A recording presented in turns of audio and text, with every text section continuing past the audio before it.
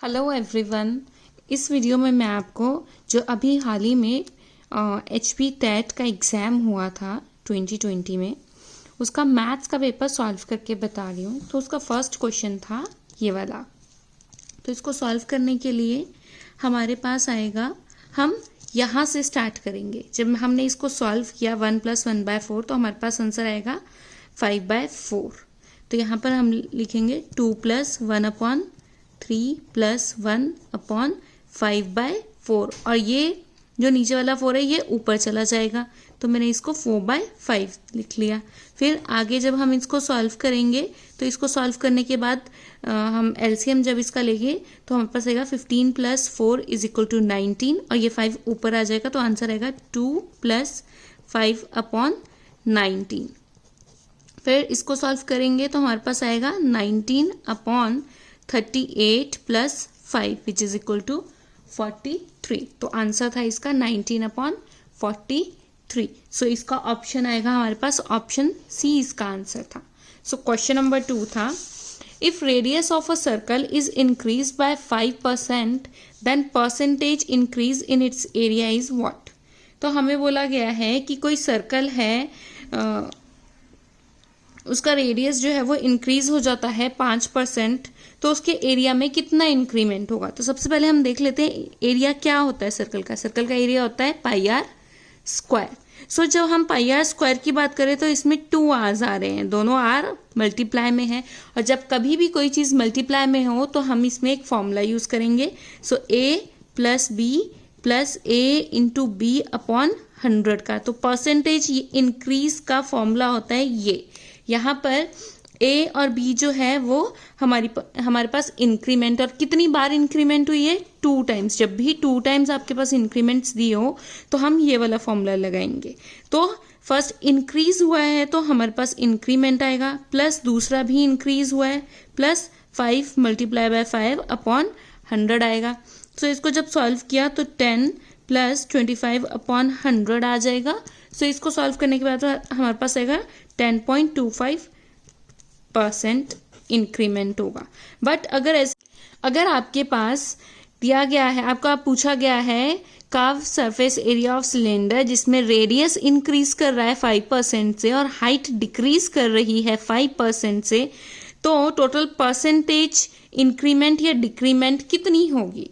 तो उस केस में हम जो फॉर्मूला लगाएंगे यही फॉर्मूला लगाएंगे, बट फर्क सिर्फ इतना होगा, पहले इंक्रीज किया रेडियस को, फिर माइनस डिक्रीज कर रहा है, माइनस किया, फिर यहाँ पे आगे प्लस, दोनों को मल्टीप्लाई करेंगे, +5 - 5/100 कर देंगे। तो ये तो कैंसिल हो जाएगा, यहाँ से -0.25। तो यानी कि 0.25% का इसमें डिक्रीमेंट हो रहा है, किसमें, कर्व सरफेस एरिया में, अगर रेडियस को इंक्रीज करा जाए 5% से और हाइट को डिक्रीज किया जाए 5% से। बट ये केस होना चाहिए, ये केस तभी वैलिड होगा जब ये मल्टीप्लाई में होंगे। जैसे r × r है, r × h है, अगर प्लस होता तो ये वाला केस अलाउ नहीं था। तो ये वाला फॉर्मूला इस वाले केस के लिए यूज किया जाता है। सो जब हमारे पास कभी भी कोई ऐसा क्वेश्चन आएगा तो हम ये वाला इस तरह से इस क्वेश्चन को करेंगे। तो इसका ऑप्शन था, इसका ऑप्शन भी ऑप्शन नंबर सी था, तो इसका आंसर था सी।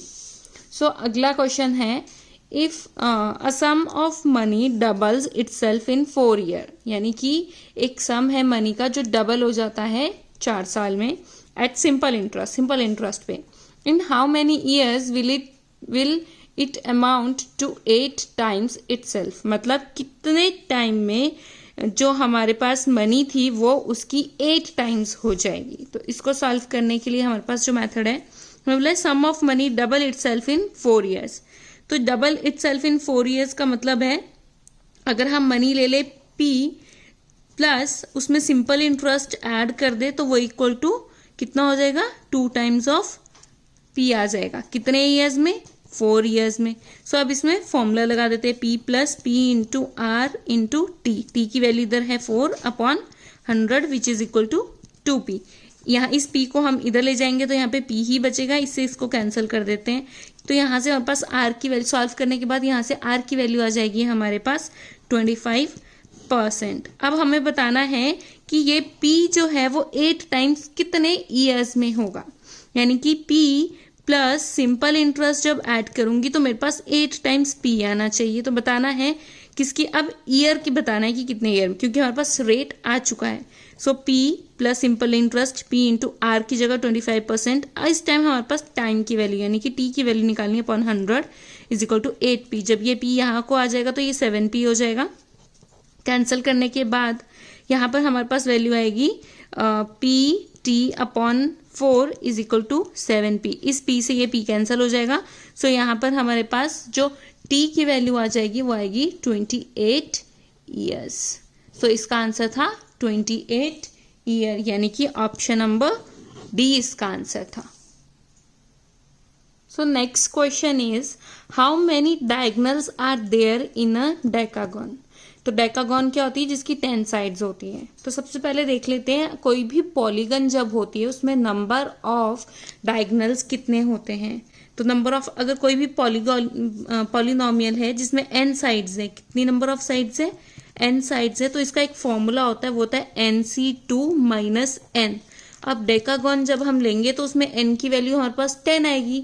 तो इसमें नंबर ऑफ साइड्स कितनी है, 10। तो 10c2 माइनस 10 करेंगे, सो आ जाएगा 10 factorial upon 10 minus 2 8 factorial into 2 factorial minus 10। और इसको सॉल्व करने के बाद जब हमने इसको सॉल्व किया तो हमारे पास आ जाएगा 45 माइनस 10। जो 10c2 होता है वो 45 के इक्वल होता है, which is equal to 35। So इसका ऑप्शन था ऑप्शन नंबर डी, इसका आंसर था। Next, so question number 5 is 16 raise to the power minus 2 raise to the power minus 2। जब इसका खोलेंगे तो हमारे पास कुछ नहीं आएगा, 16 रेज टू द पावर 4 इसका आंसर था। और 16 रेज टू दी पावर जब 4 करेंगे, डायरेक्ट ऑप्शन है इसका ऑप्शन ए, कुछ नहीं करना है। -2 इंटू -2 करेंगे, -2 इंटू -2 4 होता है, तो 4 आ जाएगा, 16 रेज टू पावर 4 आ जाएगा। ये बहुत इजी क्वेश्चन था। Question number 6, if a parallelogram and a triangle are on the same base. बोला है एक पैरेललोग्राम है और ट्रायंगल है, same base and between the same parallel. इसका मतलब हुआ कि जब ये एक पैरेललोग्राम दी गई है हमारे पास और ये एक ट्रायंगल है, ये ट्रायंगल है, तो ये पैरेललोग्राम, ये बेस है, ये ट्रायंगल का भी बेस है, पैरेललोग्राम का भी बेस है। और parallelogram and triangle on the same base के ऊपर हो गई, and between the same parallel, between the same parallel में है।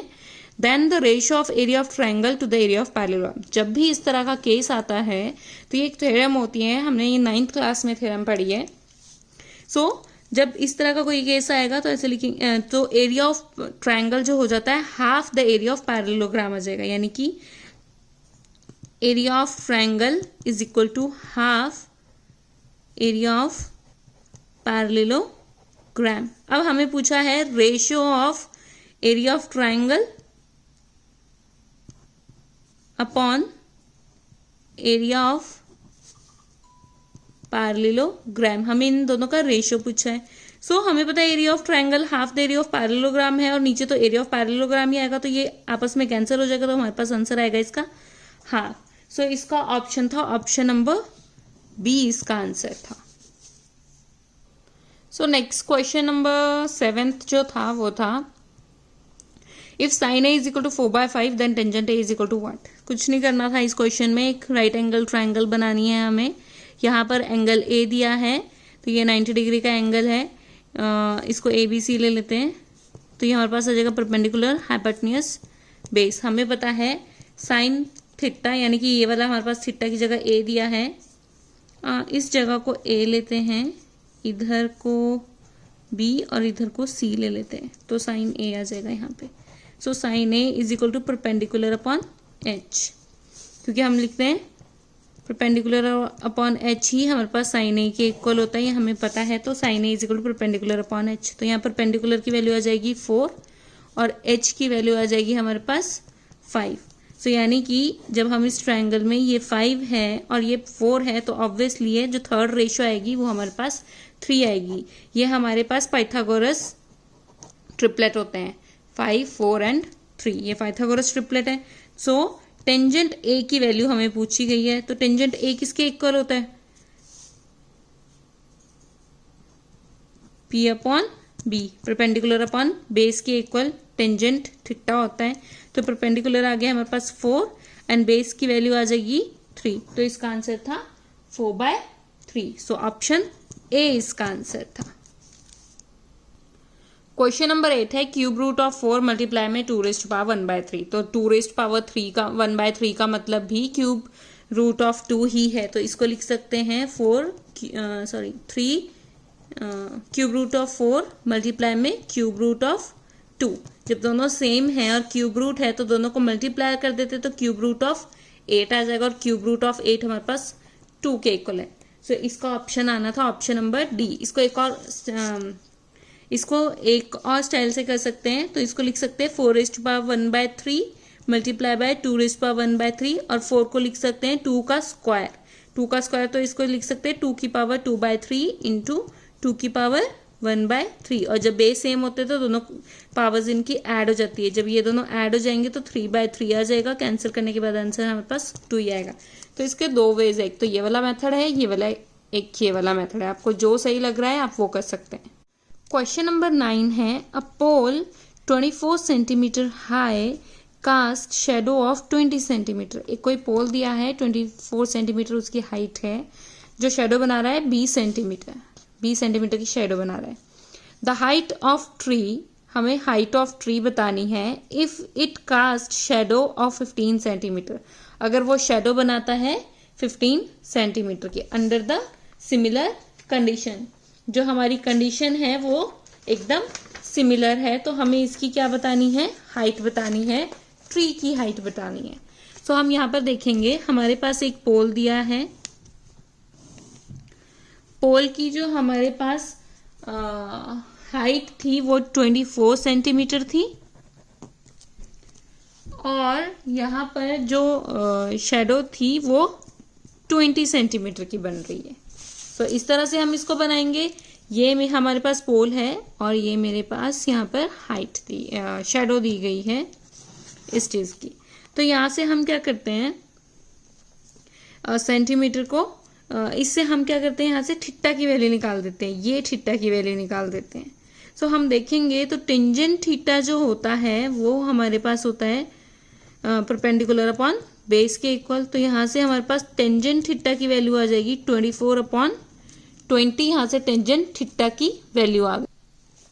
सो यहाँ पर हमारे पास टेंजेंट थीटा की वैल्यू आ गई 24/20 सेंटीमीटर। यार ये सेंटीमीटर में, बट जब हम ट्री की बात कर रहे हैं तो ट्री में जो शेडो दी है वो हमारे पास मीटर के केस में दी है। तो अगर हम इसको मीटर में भी कन्वर्ट कर दे तो 0.24 मीटर आ जाएगा, 0.20 सेंटीमीटर आ जाएगा। तो यहाँ पर जब लिखेंगे तो पॉइंट से पॉइंट वैसे भी कट जाएगा, तो ये अगर मीटर में हो सेंटीमीटर में हो तो कोई फर्क नहीं पड़ता। और इसको हम हाइट, ट्री की हाइट ले लेते हैं h। तो अब बोला है कि अंडर सेम कंडीशन है, जो ये थीटा है और ये थीटा है ये सेम होगा। तो यहाँ से जो टेंजेंट थीटा की वैल्यू आएगी वो आएगी h/15।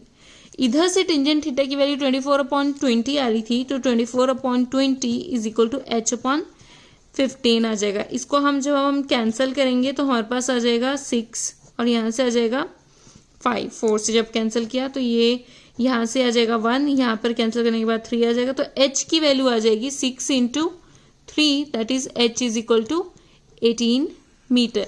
तो जो हाइट होगी हमारे पास ट्री की वो आएगी हमारे पास 18 मीटर।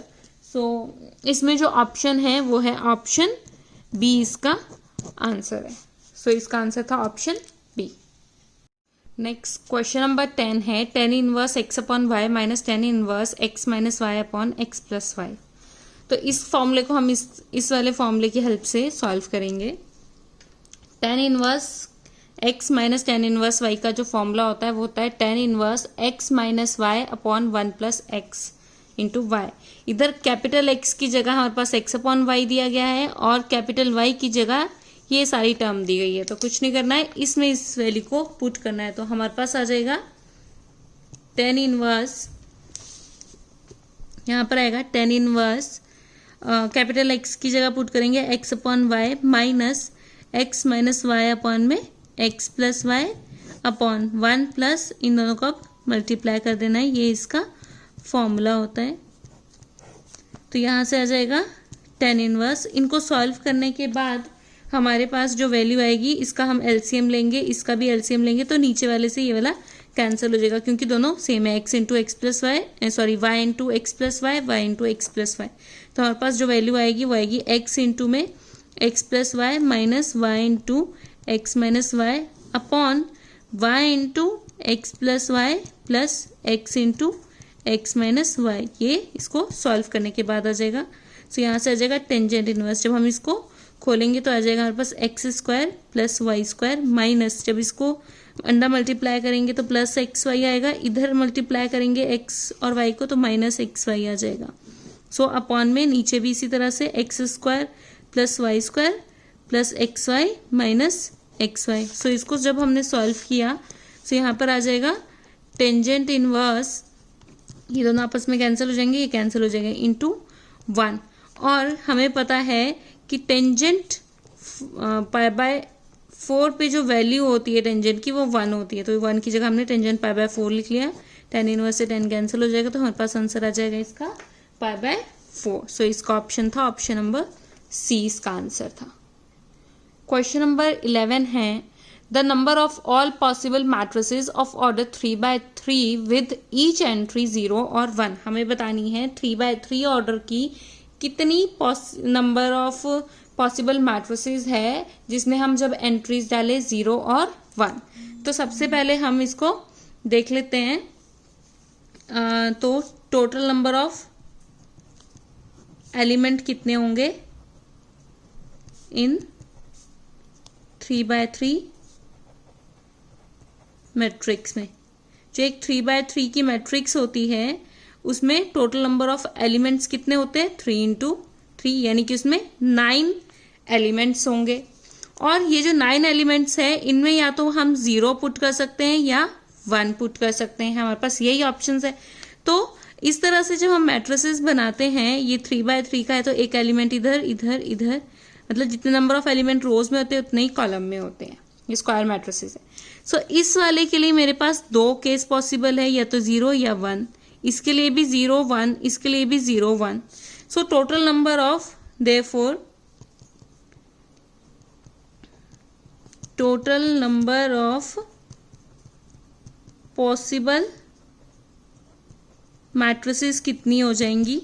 सो टोटल एलिमेंट्स आ रहे हैं 9 और हमारे पास हर एक केस के लिए 2-2 एलिमेंट्स हैं, तो टोटल आ जाएगी 2⁻⁹ इस टाइप की मैट्रिसेस आ जाएंगी, जिसका आंसर होता है 5 1 2, यानी कि 512 इसका आंसर था। सो इसका ऑप्शन था ऑप्शन नंबर डी, इसका आंसर था, क्योंकि 2⁹ 512 होता है। नेक्स्ट क्वेश्चन है cos inverse into cos 7π/6 is equal to what.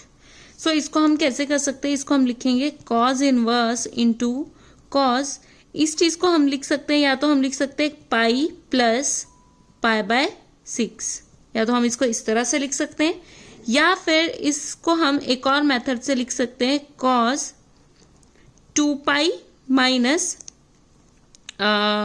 अगर अपॉन नीचे तो 6 आएगा ही आएगा 12, और 12 में से हम क्या माइनस करें कि हमारे पास 7, तो आ जाएगा 5π। तो या तो आएगा हमारे पास ये वाला ऑप्शन या आएगा ये वाला ऑप्शन। जब हम इस वाले ऑप्शन को खोलते हैं तो हमने ये पढ़ा हुआ है +1 क्लास में, यहाँ पर होता है π/2, यहाँ होता है पाई, यहाँ होता है 3π/2 एंड हेयर इज 2π और 0 डिग्री वॉट एवर।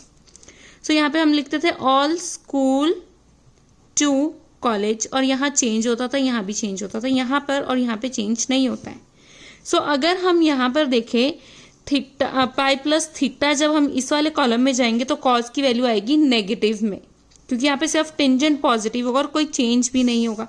तो जो हम इसको देख रहे हैं पाई प्लस थीटा की वैल्यू इधर π/6 है, तो हम इसको लिख सकते हैं cos इनवर्स इंटू माइनस में आएगा। क्यों? क्योंकि यहाँ पर सिर्फ टेंजेंट पॉजिटिव होता है, बट ये तो हमारे पास cos है तो माइनस cos और π/6 ही रहेगा, क्योंकि चेंज नहीं हो रहा है तो cos का cos ही रहेगा। सो इसको सॉल्व करने के बाद आंसर आ रहा है -π/6, और -π/6 हमारे ऑप्शन में नहीं है, तो ये वाला तो होगा नहीं। इसको जब हम देखेंगे सो cos इनवर्स तो 2π से इस वाले कॉलम में जा रहा है और यहाँ पर भी चेंज नहीं हो रहा है, तो cos का तो cos ही रहेगा, और 2 पाई माइनस थीटा है तो वो आ जाएगा कॉस थीटा के इक्वल, यानी कि 5 पाई बाय 6 के इक्वल। यहाँ से कॉस इनवर्स कैंसिल हो जाएगा तो हमारे पास आंसर आएगा 5 पाई बाय 6। तो इसका ऑप्शन था ऑप्शन नंबर बी, इसका आंसर था। तो या तो ये वाला होता या ये होता। अगर ये वाला ऑप्शन होता तो ये नहीं होता, इसने हमारे पास ये वाला ऑप्शन दिया है तो इसलिए इन्होंने ये वाला ऑप्शन नहीं दिया। तो इसके ये दो आंसर्स थे ऐसे। सो क्वेश्चन नंबर 13 जो है हमारा वो है इंटीग्रल 10x⁻9 + 10⁻x log, ये बेस में e है इंटू 10 log 10 दिया गया है। तो इसको कुछ नहीं करना था, इसमें पुट करना था। हम पुट करेंगे, पुट 10⁻x + x⁻10 को हम इधर t पुट कर देंगे और फिर इसके बाद इसकी हम डिफ्रेंसिएशन करेंगे। जब हमने इसकी डिफ्रेंसिएशन, हमें पता है a⁻, जब x की डिफ्रेंसिएशन होती है तो वो होती है a⁻x log e इंटू में a। सो 10⁻x a की जगह इधर 10 दिया है, इसकी डिफ्रेंसिएशन जब हम करेंगे तो हमारे पास आएगा 10⁻x log e, a की जगह 10 आएगा, प्लस और 10x⁻10 की जो हमारे पास डिफ्रेंसिएशन आएगी वो आएगी 10x⁻9 = dt। सो यहाँ पर डिफरेंस और यहाँ dx भी आएगा। सो इसको अब हम इसके साथ हमारे पास dx भी आएगा, dx × dt करके आएगा। सो अब हमारे पास इसकी वैल्यू हमने t पुट कर ली है, इस टोटल की वैल्यू आज आ गई है। तो इंटीग्रल ऊपर आ जाएगा dt अपॉन में t, और हमें पता है 1/t की जब इंटीग्रेशन करेंगे तो आएगा log t + c।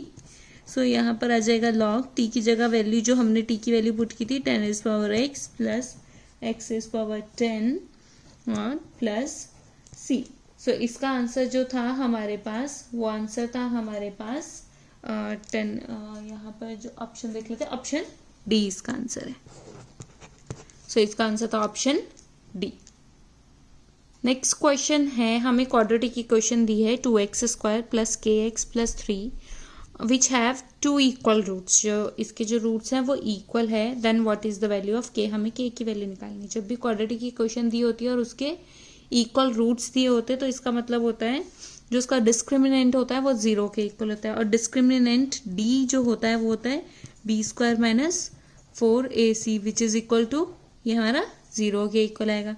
अब b² की वैल्यू इधर आएगी, k² - 4a की वैल्यू 2 है, c की वैल्यू 3 दी गई है। ये a होता है, ये b होता है, यहाँ पे ये कांस्टेंट की वैल्यू c से डिनोट करते हैं। सो k² - 24 = 0। सो k² = 24, यहाँ से k की वैल्यू आ जाएगी ±√24, और ±√24 को जब हम सॉल्व करेंगे तो हमारे पास आएगा +-2√6 आ जाएगा इधर। तो इसका आंसर था +-2√6, यानी कि ऑप्शन सी इसका आंसर था। सो question number 15 is how many litre of milk can a hemispherical ball of diameter 10.5 centimetre hold.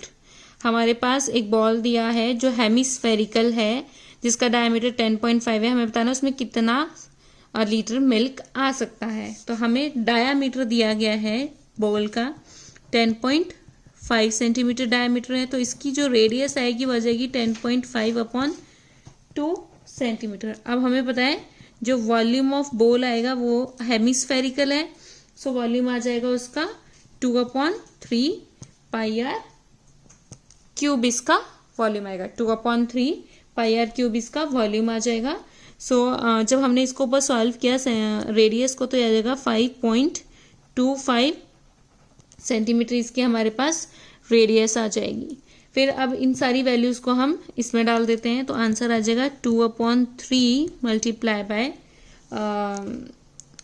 पाई की वैल्यू 22/7 इंटू में 5.25 होल क्यूब हमारे पास यहाँ पर आंसर आ जाएगा। सो जब हम इस पूरे को सॉल्व करेंगे तो हमारे पास अगर हम इसको इसको हम क्या करते हैं 2/3 इंटू 22/7 मल्टीप्लाई 10.5/2 करके ही लिखते हैं। तो क्या होगा, यहाँ से A2 से जो यहाँ पे नीचे 3 2s हैं उनसे ये कैंसिल हो जाएगा, तो हमारे पास आंसर आ जाएगा यहाँ पर 11 इंटू 10.5 का होल क्यूब अपॉन नीचे हमारे पास 7 इंटू 3 इंटू 2 बचेगा, यानी कि 21 into 2 which is equal to 42 के आसपास आ जाएगा हमारे पास नीचे। सो जब इन सारी चीज़ों को हमने सॉल्व किया तो हमारे पास जो वैल्यू आ जाएगी वो आएगी 303.1875 सेंटीमीटर क्यूब। और हमें पता है कि 1 लीटर जो इक्वल होता है वो होता है 1000 सेंटीमीटर क्यूब के, यानी कि 1 सेंटीमीटर क्यूब जो होगा 1/1000 लीटर के इक्वल होगा। तो हमें इतना बताना है जो इसको, यानी कि इसके अपॉन में 100 आ जाएगा, 1000 लीटर आ जाएगा, सेंटीमीटर क्यूब से कन्वर्ट करना है। सो मैं यहाँ पे ही आपको बता देती हूँ। सो जब 1 सेंटीमीटर क्यूब में 1/1000 लीटर आता है तो 303.1875 सेंटीमीटर क्यूब में जो मिल्क आएगा वो कितना आएगा। सो ये आ जाएगा 303.1875 को रहने देते लिखना 1000 लीटर, तो आंसर आएगा 0.303 लीटर के आसपास इसका आंसर आएगा। सो इसमें जो ऑप्शन था हमारे पास वो ऑप्शन था ऑप्शन नंबर ए। सो इसका आंसर था ऑप्शन ए, इसका आंसर है। तो यहाँ पर थोड़ी सी कैलकुलेशन है वो आप देख लीजिएगा, तो ये इजी था क्वेश्चन। क्वेश्चन नंबर 16 है, if a triangle and a parallelogram on the same base and between the same parallel then area of triangle is equal to. यही क्वेश्चन अभी हमने पीछे भी किया था, उसमें रेशो के बारे में हमें पूछा था। एरिया ऑफ ट्रायंगल का रेशो बताना था और एरिया ऑफ पैरेललोग्राम का रेशो बताना था। तो हमने पीछे पढ़ा था जब एक पैरेललोग्राम और ट्रायंगल सेम बेस और बिटवीन सेम पैरेलल होते हैं तो जो एरिया ऑफ ट्रायंगल होता है वो हाफ होता है एरिया ऑफ पैरेललोग्राम के। So area of triangle is equal to half the area of parallelogram. So यहाँ पे एरिया ऑफ ट्रायंगल इक्वल आएगा हाफ एरिया ऑफ पैरेललोग्राम। तो इसका ऑप्शन था ऑप्शन ए, इसका आंसर था। सो इसमें ऑप्शन ए था। तो ये इस पेपर में 2 क्वेश्चन एक से ही आ गए। सो हमारे पास एक बिगर सर्कल है, एक स्मॉलर सर्कल दिया गया है और बोला गया है इन दोनों की जो रेडियस है आपस में इंटरसेक्ट कर रही हैं, और साथ में ये भी बोला गया है जो ये वाला डिस्टेंस है वो हमारे पास 4 सेंटीमीटर दिया गया है and the distance between their centre is 4 centimetre. तो हमें बताना है कि कॉमन कॉर्ड की लेंथ कितनी है, हमें बस कॉमन कॉर्ड की लेंथ बतानी है यहाँ पर। सो यानी कि हमें पी क्यू की लेंथ बतानी है, पी क्यू की लेंथ बतानी है इधर हमें। सो इसको देख लेते कैसे करना है। ये थोड़ा ट्रिकी क्वेश्चन है। सो इसमें पहले हम क्या करते हैं, ये वाली ट्रायंगल लेते हैं और साथ में हम बड़ी वाली ट्रायंगल, ये वाली ट्रायंगल और ये वाली ट्रायंगल लेके चलते हैं।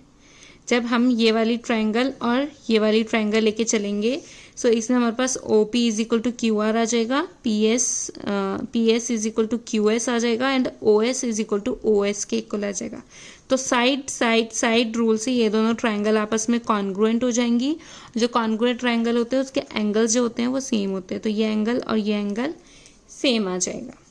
तो एक तो हम ये वाला मेथड लगाएंगे इसमें। फिर अब हम क्या करेंगे, हम ये छोटी वाली ट्रायंगल लेंगे, पी ओ आर ट्रायंगल लेंगे और क्यू ओ आर ट्रायंगल लेंगे। ये दोनों ट्रायंगल आ जाएंगी हमारे पास। सो इन ट्रायंगल में हमारे पास ओ आर कॉमन दिया है, पी ओ और क्यू ओ जो है वो 5 सेंटीमीटर और ये एंगल जो है वो इक्वल दिया है। So side angle side rule से, यानी कि सीपीसीटी से, फिर से वही साइड एंगल साइड रूल से ये दोनों ट्रायंगल भी आपस में कॉन्ग्रुएंट आ जाएंगे। और जब 2 कॉन्ग्रुएंट ट्रायंगल होती है तो उनकी तीनों साइड्स इक्वल होती है, यानी कि सीपीसीटी रूल से P R is equal to R Q हो जाएगा। यानी कि यहाँ पर P R is equal to R Q, ये हमने एक दूसरा वाला निकाला और एक हमने ये वाला निकाला था, यानी कि एंगल पी ओ एस या फिर P O R P O S is equal to angle P O S is equal to angle Q O S, ये हमने इक्वेशन फर्स्ट वाले से निकाला था जिसमें हमने बड़ी वाली ये दोनों ट्रायंगल और ये दोनों ट्रायंगल्स ली थी। तो ये हमारे पास 2 इसके रिजल्ट्स आ। अब हमें पता है ये PQ एक कॉर्ड है तो ये स्ट्रेट लाइन में होगी। सो स्ट्रेट लाइन है यानी कि जो ये एंगल है और ये एंगल है ये मिलके 180 डिग्री का एंगल बनाएंगे। सो हम इसको लिख सकते हैं angle PRO plus angle QRO is equal to 180 degree का यहाँ पर हमारे पास ये एंगल बन रहा है। और जो हमने यहाँ पर ये छोटी वाली ट्रायंगल्स आपस में कॉन्ग्रुएंट प्रूव की थी तो PR is equal to RQ के साथ साथ ये जो ये वाला एंगल होगा ये भी तो इक्वल होगा क्योंकि दोनों कॉन्ग्रुएंट ट्रायंगल्स है। So angle PRO is equal to angle QRO के। ये एक थर्ड रिजल्ट भी यहाँ से हमारे पास निकला था। तो ये दोनों ट्रायंगल से हमारे पास क्या पता लग रहा है कि एंगल जो PRO है वो 2 टाइम्स इक्वल टू 180 डिग्री हो जाएगा, यानी कि एंगल PRO जो है वो 90 डिग्री, यानी कि ये एंगल भी 90 डिग्री का है और ये एंगल भी 90 डिग्री का इधर हमारे पास दिया गया। सो यहाँ पर जब ये एंगल 90 डिग्री और ये एंगल भी 90 डिग्री का है तो ये एंगल भी 90 का होगा और ये वाला भी 90 का होगा। अब हम क्या करते हैं इन दोनों ट्रायंगल्स को लेते हैं। तो ये दोनों जब हमने ट्रायंगल्स ली, ये दोनों ट्रायंगल जब हम ले रहे हैं, ये 5 है, ये 3 है, ये 90 डिग्री, ये 90 डिग्री और ये हमारे पास टोटल 4 दिया था। अगर इसको मैं x ले लूँ तो ये मेरे पास आ जाएगा 4 माइनस एक्स। तो ये टोटल हमारे पास कितना दिया था, ये 4 दिया था। अब यहाँ से हम सॉल्व करेंगे P R और ये S आ जाएगा। सो यहाँ पर हम पाइथागोरस थ्योरम लगाएंगे। तो पहले फर्स्ट वाले में लगाते हैं तो 5 square is equal to PR square plus X square आ जाएगा। और जब यहाँ पे पाइथागोरस थ्योरम लगाएंगे तो यहाँ जाएगा PR square plus 4 minus x square is equal to 3 square. इधर भी PR स्क्वायर आता है, इधर भी PR। इधर से जब हमने जब इधर से PR स्क्वायर की वैल्यू निकाली तो आएगा 5x square minus x square और यहाँ से PR स्क्वायर की वैल्यू आएगी 3x स्क्वायर माइनस 4, इसको यहाँ ले जाते हैं 4 माइनस एक्स होल स्क्वायर। तो अब ये दोनों, ये भी PR स्क्वायर आ जाएगा, ये भी PR स्क्वायर है, दोनों इक्वल है तो ये दोनों हमारे पास इक्वल आएंगे, यानी कि 5 square minus x square is equal to 3 square minus इसका 4 माइनस एक्स का होल स्क्वायर। इसको अब हम सॉल्व कर लेते हैं। 25 minus x square is equal to 9 minus 16 minus x square और ये प्लस आ जाएगा 8x। सो एक्स स्क्वायर से एक्स स्क्वायर कैंसिल हो जाएगा। 25 16 में से 7 जब हम माइनस करेंगे, 16 में से 9 माइनस करेंगे तो -7 आएगा प्लस 8x आ जाएगा। सो 8x इज इक्वल टू 32 आ जाएगा। सो x की वैल्यू आ जाएगी हमारे पास यहाँ पर, तो यहाँ x की वैल्यू आ जाएगी हमारे पास 4। सो इसका मतलब ये हो जाएगा कि हमारे पास x की वैल्यू 4 आ गई है। सो जब हमने यहाँ पर x की वैल्यू को 4 पुट किया तो यहाँ पे हमें PR की वैल्यू निकालनी है। तो PR square is equal to 5 square minus x square आ जाएगा और एक्स स्क्वायर की जगह हम 4 स्क्वायर पुट कर रहे हैं। So 25 minus 16, so PR square आ जाएगा which is equal to 9। So PR square की वैल्यू आ जाएगी 9, तो हमारे पास PR की वैल्यू आ जाएगी 3। बट हमारे पास PR की वैल्यू 3 आ गई है और हमें पता है PR is equal to RQ, तो इसकी वैल्यू भी 3 आ जाएगी। दोनों को ऐड करेंगे तो वैल्यू आएगी इसकी 6। सो इसका आंसर था ऑप्शन नंबर A, इसका आंसर था। ये थोड़ा लेंथी क्वेश्चन है पर इसको अगर थोड़ा सॉल्व करके करेंगे तो इसका आंसर आपको इजीली भी आप निकाल सकते हैं इसका आंसर। क्वेश्चन नंबर 18 है द स्क्वायर रूट ऑफ 2.56। तो हमें पता है 256 का जो स्क्वायर रूट करेंगे तो 16 आएगा और 1.6 को जब 1.6 का होल स्क्वायर करते हैं तो 2.56 आता है। सो स्क्वायर रूट ऑफ 2.56 आ जाएगा 1.6। सो इसका भी आंसर था ऑप्शन ए। क्वेश्चन नंबर 17 का भी ए आंसर था और क्वेश्चन नंबर 18 का भी ए आंसर है। क्वेश्चन नंबर 19 है अ football team one 10 matches out of total number of matches they played. मतलब टोटल नंबर उन्होंने जितना खेला उसमें से 10 मैच उन्होंने जीते। देयर विन परसेंटेज, उनकी जो जीतने की परसेंटेज थी वो है 40। Then how many matches did they play in all, तो बताना है टोटल नंबर ऑफ मैचेस उन्होंने कितने प्ले किए। सो हम इसमें लेट कर लेते हैं टोटल नंबर ऑफ मैचेस जो हैं वो x ले लिए। अब हमें बताया कि x का 40% जब हम करेंगे तो हमारे पास 10 आ रहा है, इतने उन्होंने विन किए हैं, इतने वो जीते हैं, विन हुए। तो अब x हमारे पास टोटल है तो यहाँ से टोटल की वैल्यू आ जाएगी, x आएगा, इस 10 को हम उधर ले जाते तो 100/4 which is equal to 25 matches. तो उन्होंने टोटल नंबर ऑफ मैचेस कितने खेले हैं, 25। सो इसका आंसर था ऑप्शन ए। तो इसमें एक साथ सीरीज में 3 क्वेश्चंस का आंसर ऑप्शन ए आ गया। Question number 20 is a man got 10% increase in his salary if his new salary is ₹1,54,000 then his original salary was what. तो कुछ नहीं करना है, लेट कर लेते हैं, लेट ओरिजिनल, हमें ओरिजिनल सैलरी बतानी है, is equal to x rupees ले लेते हैं कि उसकी पहले जो सैलरी थी वो x रुपीज थी, उसको 10% का इंक्रीज हुआ उसकी सैलरी में, यानी कि x में उसको 10% का जब इंक्रीज मिला तो उसकी सैलरी इतनी हो गई। यानी कि x में जब प्लस करेंगे x का 10% तो सैलरी बन जाएगी 1,54,000 उसकी सैलरी बन जाएगी। सो इसको जस्ट हमें सॉल्व करना था। तो यहाँ पे जो हमने सॉल्व किया तो 1.1x इज इक्वल टू 15400 आ जाएगा। सो x की वैल्यू आएगी 15400 अपॉन 1.1। इसको सॉल्व जो हमने किया 15412 और ये अपॉन चला जाएगा अपॉन 11 से ये पूरा कैंसिल होगा। तो वो कितने पे कैंसिल होगा, 11 1 जा 11, यहाँ से 4 हमारे पास बच जाएगा 44, तो 4।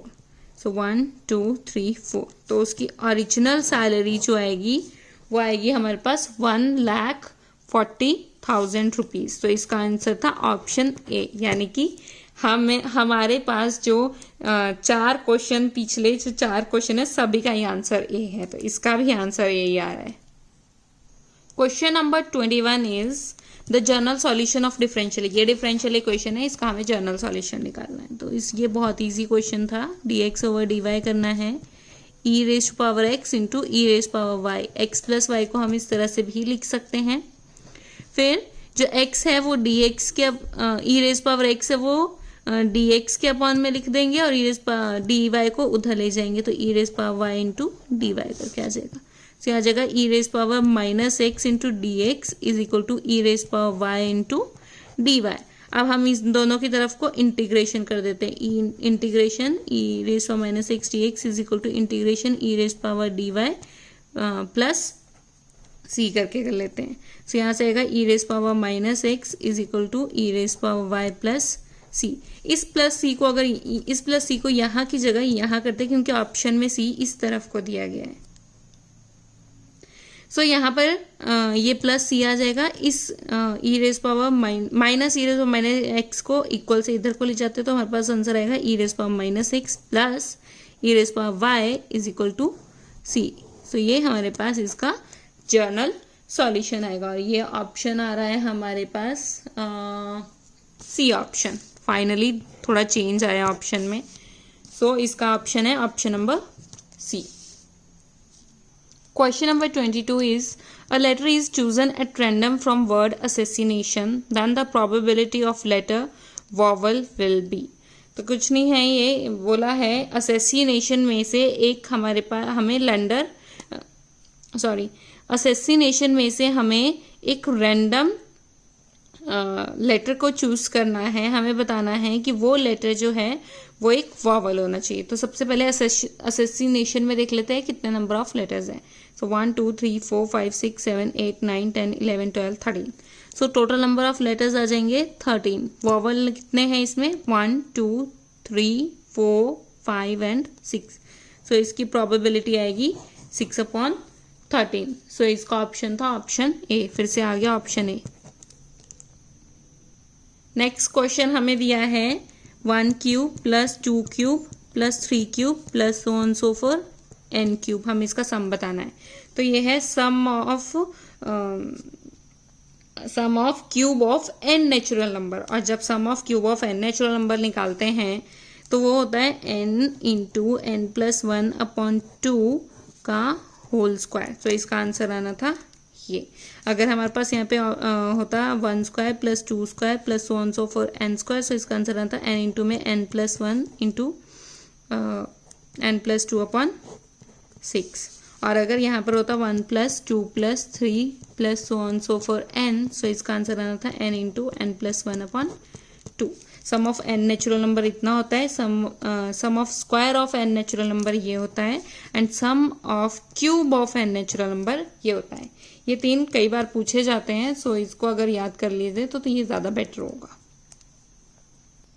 Question number 24 is a wheel make 360 revolution in 1 minute. A wheel make 360 revolution in 1 minute. Though how many radian does it turn in 1 second? यानी कि हमारे पास क्वेश्चन दिया गया है कि एक व्हील जो है वो 1 मिनट में 360 रेवोल्यूशन बनाता है। यानी कि एक रेवोल्यूशन का मतलब है एक पूरा चक्कर, तो एक रेवोल्यूशन का मतलब है 2 पाई रेडियन। तो 360 रेवोल्यूशन का क्या मतलब हुआ, 360 इंटू 2 पाई रेडियन। एक रेवोल्यूशन का मतलब है 2 पाई, तो 360 रेवोल्यूशन का मतलब हुआ 360 इंटू 2 पाई। सो वो 1 मिनट में बना रहा है 360 इंटू 2 पाई रेडियन। ये रेडियन में आंसर आ रहा है। तो हमें बताना है 1 सेकेंड में, तो 1 मिनट में होता है 60 सेकेंड, तो 60 सेकेंड में 360 इंटू 2 पाई बना रहा है। तो हमें 1 सेकेंड में बताना है, तो 1 सेकेंड में आएगा 360 into 2 pi upon 60। So cancel किया 1 6, तो आंसर आ जाएगा 12 पाई। सो इसका ऑप्शन था ऑप्शन सी। फिर से आंसर आ गया option C. Question number 25 is the integrating factor of the differential equation x divide by d x minus y is equal to x cube. इसका इंटीग्रेटिंग फैक्टर बताना है। सो हमें पता है कि पहले हम डिफरेंशियल इक्वेशन को स्टैंडर्ड फॉर्म में लिखते हैं। जो हमारी स्टैंडर्ड फॉर्म होती है वो होती है ये वाली, ये इस डिफरेंशियल इक्वेशन को बोलते हैं स्टैंडर्ड फॉर्म। सो पहले हमें इस डिफरेंशियल इक्वेशन को इस फॉर्म में लाना पड़ेगा। सो इसके लिए हम क्या करते हैं, इस x को सबसे डिवाइड कर देते हैं, तो आ जाएगा, जब हमने x से डिवाइड कर दिया पूरी इक्वेशन को, तो आंसर आएगा upon x is equal to 2x square. So हमारा जो इंटीग्रेटिंग फैक्टर होता है वो होता है e इंटीग्रल px dx। तो यहाँ पर p ऑफ x की क्या वैल्यू, अगर इस वाली इक्वेशन से इसको कंपेयर किया जाए तो px की इधर वैल्यू आ रही है -1 upon x. So -1 upon x dx, ये हमारा इंटीग्रेटिंग फैक्टर आएगा, which is equal to e minus integral 1 upon x dx। और 1 अपॉन एक्स की इंटीग्रेशन होती है log x।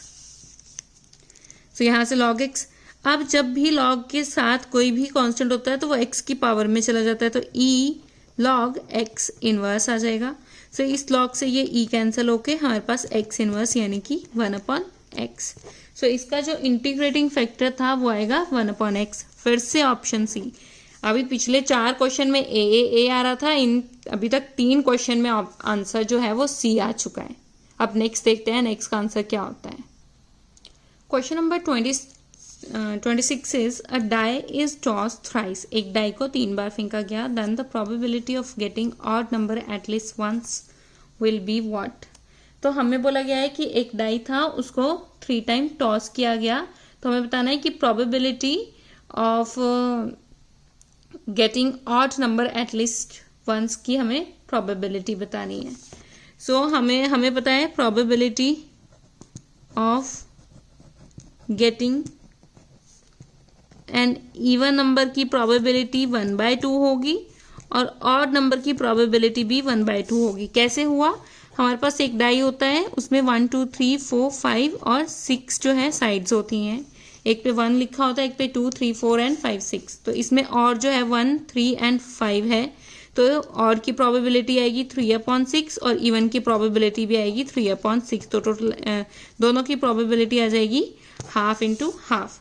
जब भी हम एटलीस्ट की बात करते हैं तो हमें क्या करना होता है, इजी वाला वे चूज करना होता है। एटलीस्ट का मतलब होगा 1 भी हो सकता है, 2 भी हो सकता है और 3 टाइम भी हो सकता है, यानी कि 1 बार और भी हो सकता है, 2 बार और भी हो सकता है, 3 बार और भी हो सकता है।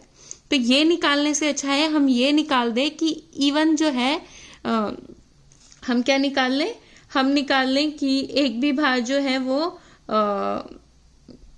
ऑड नहीं है, यानी कि सारे के सारे टाइम इवन है। तो टोटल प्रोबेबिलिटी 1 होगी। 1 में से सारे के सारे इवन की प्रोबेबिलिटी जब हम माइनस कर देंगे तो हमारे पास बची हुई जो प्रोबेबिलिटी होती है वो एटलीस्ट 1 टाइम ऑड आ जाता है।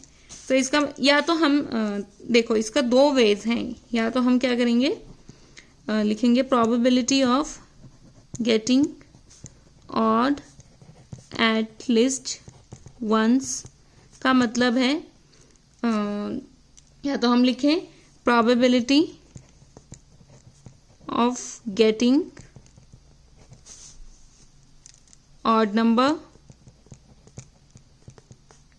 Once plus probability of getting odd number twice plus probability of getting odd number thrice। At least का यही मतलब होता है। एटलीस्ट का मतलब एक तो होना ही चाहिए, एक से ज्यादा भी हो सकता है। तो यानी कि या तो एक बार ऑड नंबर आ सकता है, 2 बार भी ऑड नंबर आ सकता है, या तो 3 बार।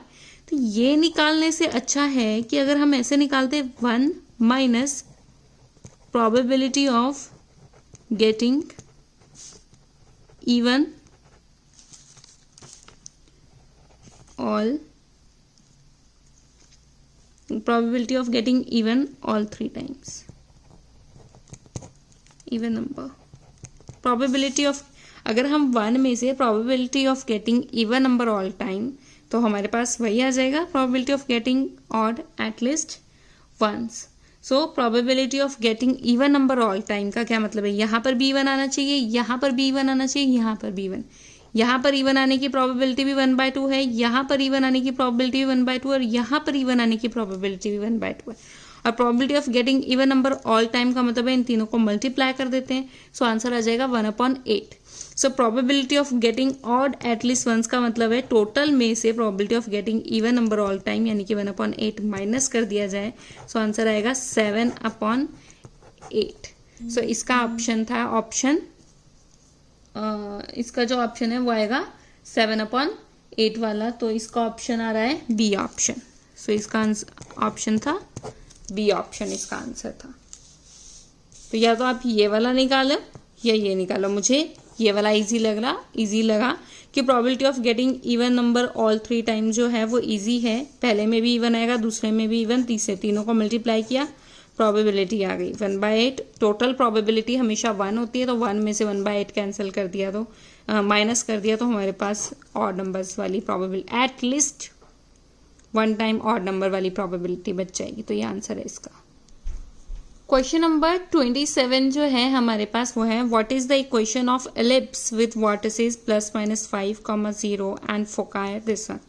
तो एलिप्स की जो इक्वेशन होती है वो क्या होती है हमारे पास, x² upon a² plus y² upon b² is equal to 1।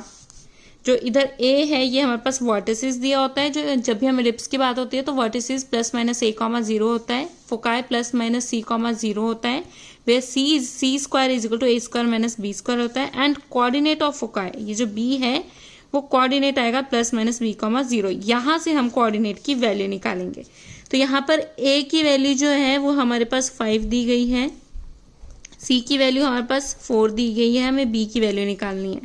तो हमें पता है c² is equal to a² - b² के इक्वल है, यानी कि 4² इज इक्वल टू 5² - b²। सो हम क्या करेंगे, b² को इधर ले आते हैं, 4² को उधर ले जाते हैं, b² इज इक्वल टू 5² - 4² आ जाएगा। तो यहाँ से b² की वैल्यू आ जाएगी 25 - 16 विच इज इक्वल टू 9। और यहाँ से हमारे पास जो b की वैल्यू आ जाएगी वो आ जाएगी +-3। तो ये हमारे पास b की वैल्यू आ गई। सो अब कुछ नहीं करना है, यहाँ वैल्यूज पुट करनी है। सो हमारे पास जो एलिप्स की इक्वेशन आएगी वो क्या आ जाएगी हमारे पास, यहाँ से x² अपॉन a की वैल्यू थी 5, तो यहाँ 25 लिख लेते हैं क्योंकि a² है, प्लस y² b² की वैल्यू आ जाएगी 9 इज इक्वल टू 1। ये आएगी इक्वेशन ऑफ एलिप्स की हमारे पास वैल्यू जो आएगी वो ये आएगी, विच इज ऑप्शन ए हमारे पास इसका आंसर है। सो नेक्स्ट क्वेश्चन जो है वो है 16 into 10⁴ into 3 cube upon 6⁵ into 5⁵6। इसको हमें सॉल्व करना है। तो कुछ नहीं करेंगे, हम इसको 2⁴ लिखेंगे 16 को। 10⁴ को लिख सकते हैं हम 2⁴ इंटू 5⁴ इंटू 3 क्यूब का एज इट इज़ रहने देते हैं। 6⁵ को लिखेंगे 2⁵ इंटू 3⁵ इंटू 5⁵6। अब जो कैंसिल होता है वो कैंसिल करने के बाद हमारे पास ये पूरा कैंसिल होकर यहाँ से सिर्फ 2 बचेगा और एक 2 यहाँ से कैंसिल होंगे, 2 की पावर 3 बचेगा। तो 2⁵ हमारे पास यहाँ बचा। इधर से हमने क्या किया, 5⁵ कैंसिल करने के बाद यहाँ पर पूरा ये कैंसिल से 2 बच जाएगा और यहाँ पर ये पूरा कैंसिल होने के बाद यहाँ 2 बचेगा। तो नीचे बचेगा 3² इंटू 5² बचेगा। सो ऊपर आ जाएगा 8, 9 इंटू 25 एंड 25 इंटू 9 जब हम करेंगे सो हमारे पास आएगा 8 अपॉन 225। सो इसका आंसर था ऑप्शन बी, इसका आंसर है। सो नेक्स्ट जो क्वेश्चन है वो है क्वेश्चन नंबर 29।